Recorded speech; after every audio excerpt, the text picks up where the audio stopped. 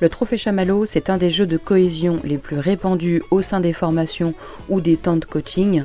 Et son principe est très simple, il va falloir imaginer une structure à partir du matériel que l'on va vous donner. Il te faut 20 spaghettis, un chamallow, 1 mètre de fil, du scotch et des ciseaux. Tout ça par équipe.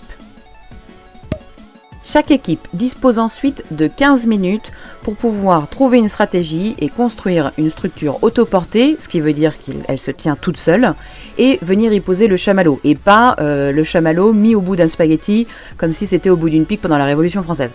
À la fin du temps imparti, on mesure la hauteur de chacune des structures, et la plus haute gagne. Et c'est la deuxième partie qui est la plus intéressante. Ce jeu est extrêmement utilisé par des coachs ou des formateurs, tout simplement parce qu'il permet d'observer un certain nombre de schémas comportementaux.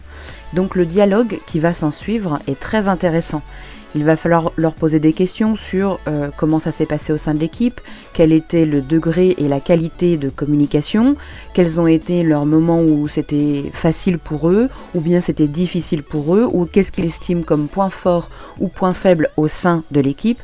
Bref, il va falloir amener l'équipe à comprendre comment est-ce qu'ils se sont comportés au sein de l'équipe, et donc ensuite essayer de venir interpréter un peu qu'est-ce que l'on a comme lien possible avec l'entreprise. Ce jeu est inspirant parce que, dans un premier temps, il aide à la cohésion. C'est juste génial de voir des gens qui se comportent comme des enfants à pouvoir faire cette structure. Mais surtout, c'est intéressant de connaître la répartition des rôles. Est-ce que ça a été collaboratif au sein de l'équipe? Mais également aussi, ça permet d'aller plus loin en termes de créativité, puisqu'il n'y a pas de cadre véritablement imposé. Donc on peut avoir affaire à une diversité de structures. Et enfin, il apprend une des choses qui est très importante, c'est le test and learn. C'est-à-dire qu'il n'y a rien de plus important que de tester et de voir si ça fonctionne, plutôt que de gaspiller les 15 minutes qui sont données au départ pour établir une stratégie et finalement ne plus avoir de temps imparti derrière pour mettre en place la structure en soi.